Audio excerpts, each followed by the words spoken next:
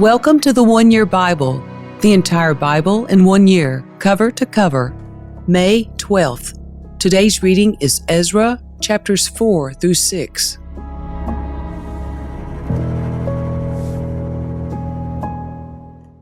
The enemies of Judah and Benjamin heard that the exiles were rebuilding a temple to the Lord, the God of Israel. So they approached Zerubbabel and the other leaders and said, "Let us build with you, for we worship your God just as you do. We have sacrificed to him ever since King Esarhaddon of Assyria brought us here." But Zerubbabel, Jeshua, and the other leaders of Israel replied, "You may have no part in this work. We alone will build the temple for the Lord, the God of Israel, just as King Cyrus of Persia commanded us." Then the local residents tried to discourage and frighten the people of Judah to keep them from their work. They bribed agents to work against them and to frustrate their plans. This went on during the entire reign of King Cyrus of Persia and lasted until King Darius of Persia took the throne. Years later, when Xerxes began his reign, the enemies of Judah wrote a letter of accusation against the people of Judah and Jerusalem. Even later, during the reign of King Artaxerxes of Persia, the enemies of Judah, led by Bishlam, Mithridath, and Tabeel, sent a letter to Artaxerxes in the Aramaic language, and it was translated for the king. Rehum, the governor, and Shimshai, the court secretary, wrote the letter telling King Artaxerxes about the situation in Jerusalem. They greeted the king for all their colleagues, the judges and local leaders, the people of Tarpel, the Persians, the Babylonians, and the people of Erech and Susa, that is, Elam. They also sent greetings from the rest of the people whom the great and noble Ashurbanipal had deported and relocated in Samaria and throughout the neighboring lands of the province west of the Euphrates River. This is a copy of their letter. To King Artaxerxes, from your loyal subjects in the province west of the Euphrates River. The king should know that the Jews who came here to Jerusalem from Babylon are rebuilding this rebellious and evil city. They have already laid the foundation and will soon finish its walls. And the king should know that if this city is rebuilt and its walls are completed, it will be much to your disadvantage, for the Jews will then refuse to pay their tribute, customs, and tolls to you. Since we are your loyal subjects and do not want to see the king dishonored in this way, we have sent the king this information. We suggest that a search be made in your ancestors' records, where you will discover what a rebellious city this has been in the past. In fact, it was destroyed because of its long and troublesome history of revolt against the kings and countries who controlled it. We declare to the king that if this city is rebuilt and its walls are completed, the province west of the Euphrates River will be lost to you." Then King Artaxerxes sent this reply: To Rehum, the governor, Shimshai, the court secretary, and their colleagues living in Samaria and throughout the province west of the Euphrates River, greetings. The letter you sent has been translated and read to me. I ordered a search of the records and have found that Jerusalem has indeed been a hotbed of insurrection against many kings. In fact, rebellion and revolt are normal there. Powerful kings have ruled over Jerusalem and the entire province west of the Euphrates River, receiving tribute, customs, and tolls. Therefore, issue orders to have these men stop their work. That city must not be rebuilt except at my express command. Be diligent and don't neglect this matter, for we must not permit the situation to harm the king's interests. When this letter from King Artaxerxes was read to Rehum, Shimshai, and their colleagues, they hurried to Jerusalem. Then, with a show of strength, they forced the Jews to stop building.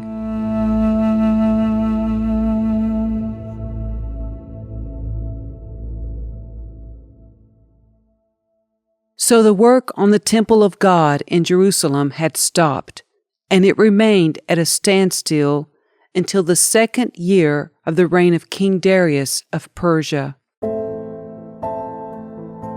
At that time the prophets Haggai and Zechariah, son of Iddo, prophesied to the Jews in Judah and Jerusalem.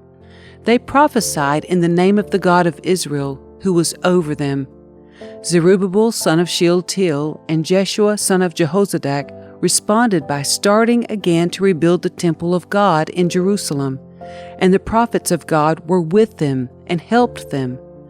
But Tattenai, governor of the province west of the Euphrates River, and Shethar-bozenai and their colleagues soon arrived in Jerusalem and asked, "Who gave you permission to rebuild this temple and restore this structure?" They also asked for the names of all the men working on the temple. But because their God was watching over them, the leaders of the Jews were not prevented from building until a report was sent to Darius, and he returned his decision.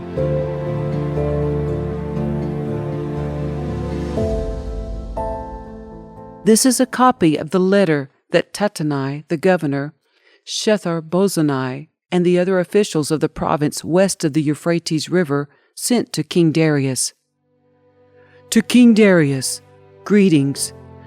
The king should know that we went to the construction site of the temple of the great God in the province of Judah. It is being rebuilt with specially prepared stones, and timber is being laid in its walls. The work is going forward with great energy and success. We asked the leaders, "Who gave you permission to rebuild this temple and restore this structure?"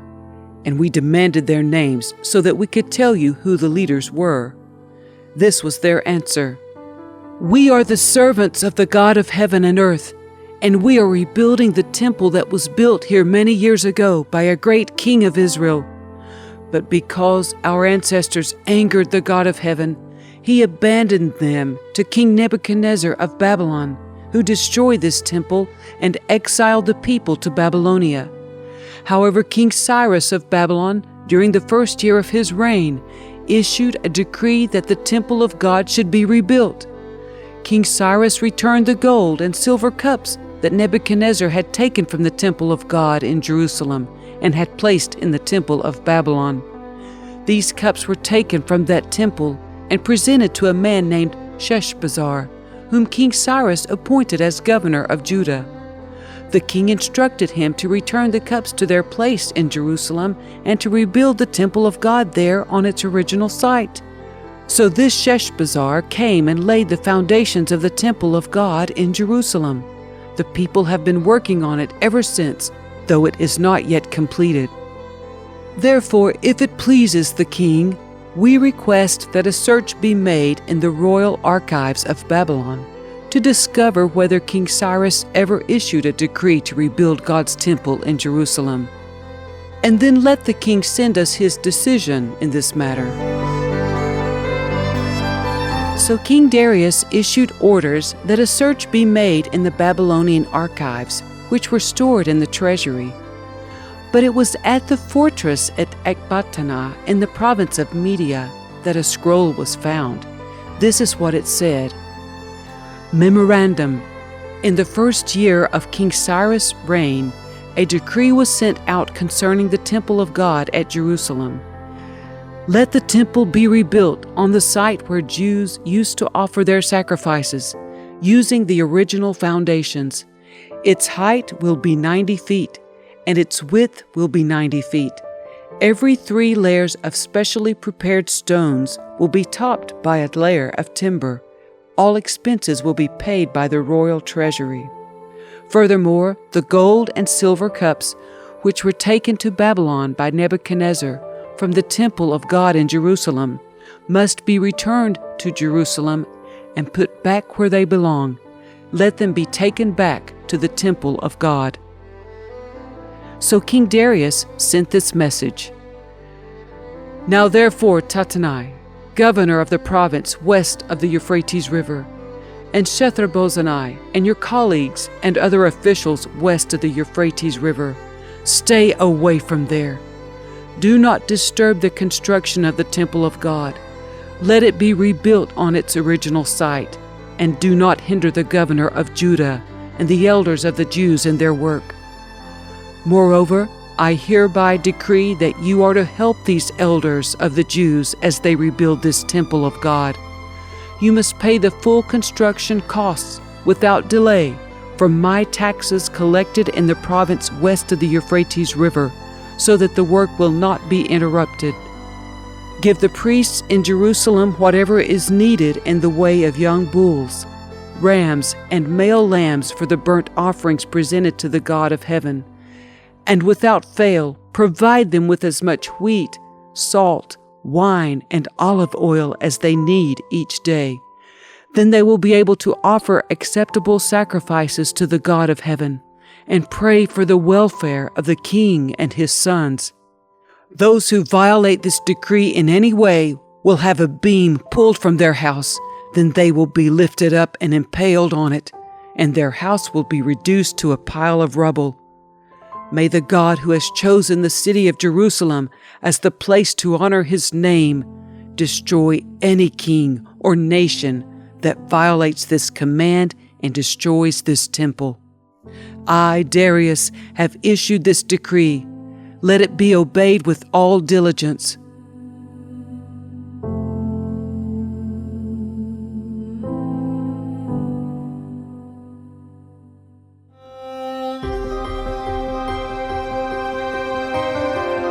Tattenai, governor of the province west of the Euphrates River, and Shethar-bozenai and their colleagues complied at once with the command of King Darius. So the Jewish elders continued their work, and they were greatly encouraged by the preaching of the prophets Haggai and Zechariah, son of Iddo. The temple was finally finished, as had been commanded by the God of Israel and decreed by Cyrus, Darius, and Artaxerxes, the kings of Persia. The temple was completed on March 12, during the 6th year of King Darius' reign. The temple of God was then dedicated with great joy by the people of Israel, the priests, the Levites, and the rest of the people who had returned from exile. During the dedication ceremony for the temple of God, 100 young bulls, 200 rams, and 400 male lambs were sacrificed, and 12 male goats were presented as a sin offering for the 12 tribes of Israel. Then the priests and Levites were divided into their various divisions to serve at the temple of God in Jerusalem, as prescribed in the book of Moses. On April 21, the returned exiles celebrated Passover. The priests and Levites had purified themselves and were ceremonially clean.